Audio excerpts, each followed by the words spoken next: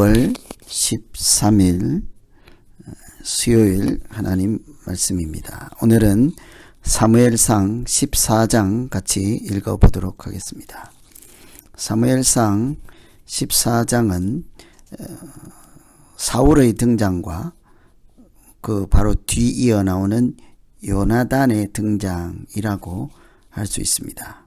사무엘상은 이렇게 12장에서 사무엘이 이렇게 역사의 뒤안길로 이렇게 물러나고 새로 하나님이 왕으로 세운 사울이 등장을 하죠. 사울이 등장을 해서 전쟁을 하는 기사를 통해 사울이 어떤 사람인가를 보여주셨습니다. 오늘은 사울과 대조적인 그 아들인 요나단의 모습을 통해서 사울을 조명하고 하나님의 사람이 어떤 사람인가, 또 하나님께서 어떻게 역사하시는가, 이런 것을 보여주는 말씀이라고 할 수 있습니다.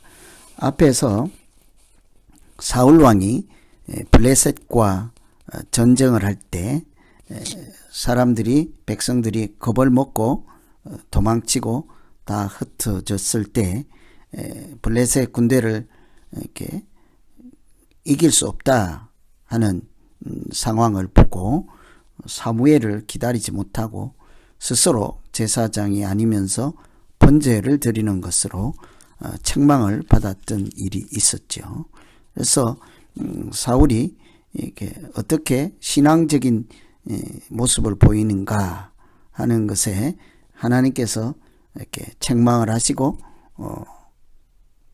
또 하나님의 사람으로 이렇게 합당치 못한 평가를 받게 되죠. 근데 반대로 오늘 14장에서 그의 아들 요나단은 아버지와 대조적으로 믿음의 사람으로 살아가는 그 모습을 대조적으로 보여주고 있습니다. 그 배경으로는 블레셋 진영으로 자기 소년, 병기던 소년 하나만 데리고 적진에 들어가서 전쟁에 공을 세우는 것을 통해 하나님의 사람, 믿음의 사람이 어떤 모습인지를 보여준다고 할 수 있습니다. 첫째로 오늘 14장에서 우리가 한번 살펴볼 것은 6절입니다. 요나단이 자기의 무기를 든 소년에게 이르되 우리가 이 할례 받지 않은 자들에게로 건너가자. 여호와께서 우리를 위하여 일하실까 하노라. 여호와의 구원은 사람이 많고 적음에 달리지 아니하였느니라. 이 한 구절로 요나단이 어떤 사람인가를 아버지인 사울과 대조적으로 잘 보여주고 있죠. 하나님께서 일할 것이다. 우리가 가만히 있지 말고 적진에까지 들어가자. 하나님의 역사하심을 기대하고 신뢰할 때 하나님께서 도우시지 않겠습니까? 우리가 믿음 생활을 할 때도 사실은 이런 정도의 신앙 고백 정도는 해볼 수 있어야 하죠. 우리가 아주 절망적입니다. 그러나 하나님이 역사하시는 것은 사람의 수가 많고 적음에 달려있지 않습니다. 돈이 많고 적음에, 지식이나 그 무엇이라도 많고 적음에 달린, 사람에 달린 것이 아닙니다. 이런 이야기를 한 번씩 할 수 있어야 되지 않겠습니까? 하나님은 틀림없이 그런 신뢰하고 하나님에 대한 기대가 있는 사람들을 통해서 틀림없이 역사하시고 그 절망 가운데서 희망으로 옮겨 주실 것입니다. 요나단은 사람을 의지하지 않고 무기도 의지하지 않는 것을 볼 수가 있죠. 하나님께서 그들을 우리 손에 붙였다. 오직 하나님께서 일하실 것을 믿음으로 그 블레셋 적군의 진영에 들어가지 않습니까? 자기와 병기던 소년 딱 둘이서 간다는 거죠. 사실은 불가능한 일이라 하겠습니다. 상대방이 이렇게 당할 수 없는 그런 위치에 있을 때 기습 공격을 한다 해도 이렇게 몰래 하는 것이 당연하지만 이 요나단은 보란 듯이 이렇게 적진에게 자기를 노출하며 들어가죠. 그리고 상대방에게 물어봅니다. 이렇게 우리가 이렇게 그쪽으로 가겠다 하는 거죠. 이렇게 상대방에도 노출시키고 사람들이 다 볼 수 있도록 당당하게 이렇게 넘어가는 것을 통해 하나님께서 역사하실 것을 얼마나 믿는지, 얼마나 하나님 손에 그 전쟁이 달려 있음을 이렇게 믿고 신뢰하는지를 이렇게 잘 보여주는 장면이라 하겠죠. 이처럼 요나단처럼 여호와께서 우리를 위해서 일하실 것이다, 이런 믿음 있는 자에게 하나님은 틀림없이 은혜와 승리를 주실 것입니다. 그 7절에도 한번 보시면 무기를 든 자가 그에게 이르되 당신의 마음에 있는 대로 다 행하여 앞서 가소서. 내가 당신과 마음을 같이하여 따르리이다. 참 우리는 요나단이 훌륭한 것이야 왕의 아들입니다. 그런데 이 왕의 아들인 요나단의 병기든 소년, 무기든 사람인 거죠. 종입니다.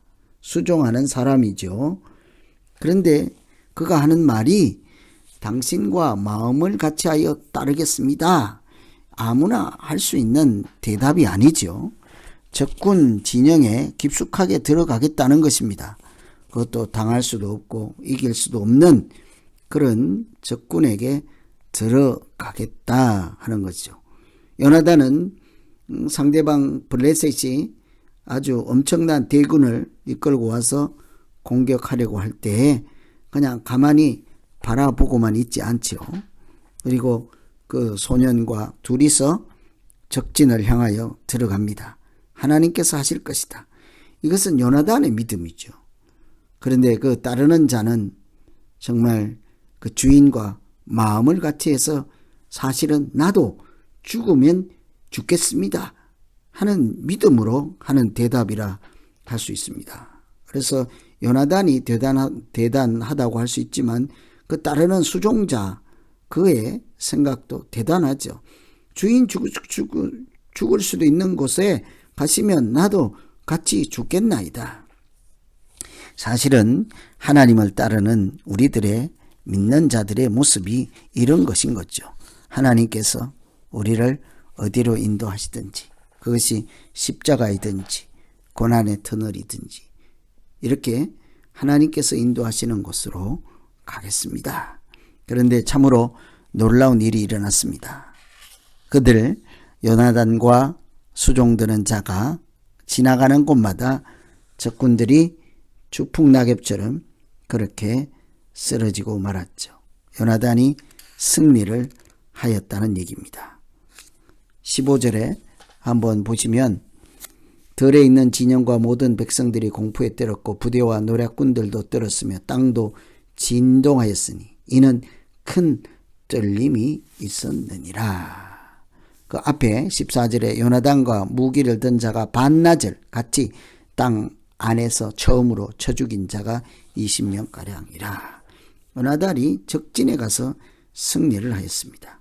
죽으면 죽으리다 하는 각오로 하나님께서 이기게 하실 것입니다 하는 신앙으로, 믿음으로, 고백으로 나아갈 때 정말 하나님께서 이기게 하였습니다. 23절 보시면 여호와께서 그날에 이스라엘을 구원하심으로, 하나님께서 그날에 요나단을 통해서 그 사랑하는 백성들을 구원하시는 사건을 오늘 본문이 다루고 있는 주제입니다.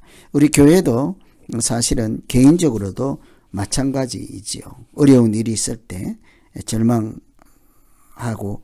절망할 수밖에 없을 때 그때 두 손 놓고 있는 것이 아니라 하나님에 대한 기대와 하나님의 역사하시고 일하실 것에 대한 확신과 이런 것으로 앞으로 나아가며 자기가 헌신하고 희생하고 목숨을 잃으면 얻는다 하신 말씀처럼 그렇게 믿음으로 나아가면 하나님께서 틀림없이 하나님의 뜻을 이루는 길로 역사하시고 인도해 주시지 않겠습니까?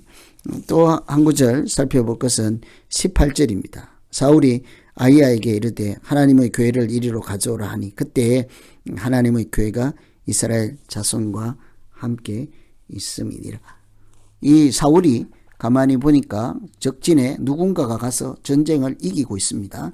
그래서 무슨 일인가 하고 하나님께 묻고자 괴를 가지고 오라고 하죠. 하나님을 찾고 하나님의 뜻을 묻는 아주 믿음 좋은 사람으로 보일 것 같습니다. 그런데 곧이어 적진에서 요동이 크고 자기들이 이길 것 같은 그런 느낌을 받았을 때 19절 사울이 제사장에게 말할 때 블레셋 사람들의 진영에 소동이 점점 더한지라 사울이 제사장에게 이르되 내 손을 거두라. 그만하라는 거죠. 하나님께 뜻을 묻고자 했다가 그 손을 거두어 버리는 것입니다. 이제는 하나님 없어도 이길 수 있겠다 하는 감을 가진 거죠. 생각을 한 거죠. 이게 요나단과 대조되는 사울의 영적인 상태라고 볼 수 있습니다. 요나단은 이렇게 하나님이 하실 것이라 하는 믿음에서 출발했습니다. 사울은요, 이렇게 적진에서 누군가가 가서 이상한 소동이 일어나고 거기서 이길 것 같다는 소리가 들을 때 하나님 없어도 된다 하는 생각을 하는 사람처럼 보이지 않습니까? 뿐만 아니라 그 당시에 전쟁하는 백성들에게 24절에 보시면 그 사람들로 하여금 금식을 하게 하죠. 전쟁할 때 굶으면서 전쟁에 이길 수 있겠습니까? 그래서 이 요나단이 이런 아버지를 보고 29절에 뭐라고 하는 거 하니 요나단이 이르되 내 아버지께서 이 땅을 곤란하게 하셨도다. 보라 내가 이 꿀 조금을 맛보고도 내 눈이 이렇게 밝아졌다. 하물며 백성이 오늘 그 대적에게서 탈취하여 얻은 것을 임의로 먹었더라면 블레셋 사람을 사륙함이 더욱 많지 아니하였겠느냐.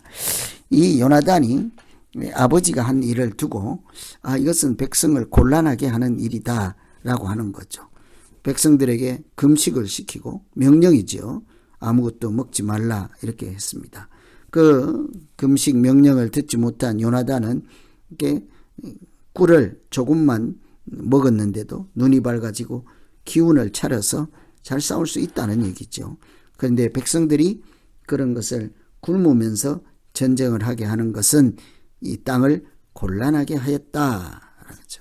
사울이 이 제사장으로 하여금 손을 거두라 하고 이런 과정에서 결국은 하나님은 그들의 기도의 요청에 응답하지 않습니다. 36절에 사울이 이르되 우리가 밤에 블레셋 사람들을 추격하여 동틀 때까지 그들 중에서 탈취하고 한 사람도 남기지 말자.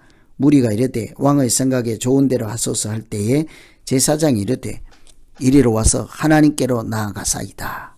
이게 사울이 싸우고자 할 때 제사장이 하나님께 여쭈어봅시다. 그런데 37절 결론은 그날에 대답하지 아니하시는지라. 하나님께서 대답을 해 주지 않았습니다. 이길 수 있을 것 같을 땐 하나님을 없어도 된다 하고 곤란할 때는 하나님을 찾고 자기 형편에 따라 하나님을 버렸다가 택했다가 믿었다가 안 믿었다가 이렇게 하는 모습을 보고 하나님께서 침묵하셨습니다. 하나님의 대답이 없는 것은 죄 때문이라 생각하고 그 금식을 범한 꿀을 먹은 자기 아들 요나단 너는 죽으리라 하고 이렇게 왕의 명령에 복종하지 않은 요나단. 그렇지만 하나님을 믿고 상대방에 가서 이렇게 혼란하게 하고 유리하게 전쟁을 이긴 요나단 너는 죽을 것이라는 거죠. 하나님이 도우신 사람, 하나님이 이기게 한 사람, 그를 사울은 오히려 죽어야 된다 하죠.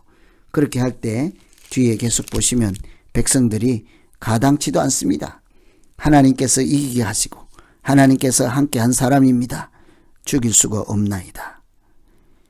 이렇게 마지막 부분은 요나단과 사울과 영적인 차이가 무엇인지를 보여주는 말씀이라고 하죠. 이렇게 사울은 자기가 하나님을 온전히 의지하지 않는 그런 모습 때문에 52절 마지막 결론에 보시면 사울이 사는 날 동안 블레셋 사람과 큰 싸움이 있었으므로 사울이 힘 있는 자나 용맹 있는 자를 보면 그들을 불러 모았다. 사울이 사는 날 동안 블레셋과 계속 전쟁이 끊임없이 일어나게 된 거죠. 아시겠지만 이제 곧 사울은 하나님으로부터 버림을 받고 새로운 인물인 다윗이 등장하게 되지 않습니까? 하나님께서 사울 대신에 새 사람을 찾고 또 찾아야만 하는 그런 상황이 된 거죠. 그래서 오늘 14장은 요나단을 중심으로 요나단의 믿음과 사울의 믿음을 이렇게 대조해 보시고 또 전쟁에 나가는 그 요나단의 믿음과 또 전쟁을 수행하는 동안 사울이 하나님에 대해서 어떤 태도를 취하는지 이런 것을 중심으로 14장을 읽으시고 같이 묵상하시면 되겠습니다. 결국은 12장에서 사무엘이 물러나고 13장에 사울이 등장하고 그 사울과 대조적인 요나단을 통해서 궁극적으로는 사울이 어떤 사람인가를 보여주는 말씀이 오늘 14장 말씀이라 하겠습니다. 하나님 앞에서 유리할 때든 불리할 때든 자기 상황이 좋을 때든 안 좋을 때든 늘 한결같이 하나님을 의지하고 붙잡는 믿음으로 승리하는 우리 모두 되기를 간절히 기원합니다. 기도하겠습니다. 하나님 아버지, 사울이 갈팡질팡하고 또 하나님을 신뢰하지 못하고 우왕좌왕하고 해야 할 일, 하지 말아야 할 일이 무엇인지 분별하지도 못할 때 그의 아들 요나단을 통해서 전쟁의 주인 되시고 이기게 하시는 하나님을 신뢰하고 자기 혼자서 목숨을 내걸고 나라를 구원하는 일을 통해 하나님이 어떻게 역사하시고 어떤 사람을 사용하시는지를 분명하게 알려주셨습니다. 우리가 내 목숨 하나 내놓고 많은 나라를 구원하시는 하나님의 일에 쓰임받을 수 있는 그런 믿음을 가질 수 있게 우리에게 말씀하여 주시고 길을 인도하여 주시고 바른 믿음으로 전능하신 하나님과 동행하는 우리 모두 되게 하여 주시옵소서. 예수님 이름으로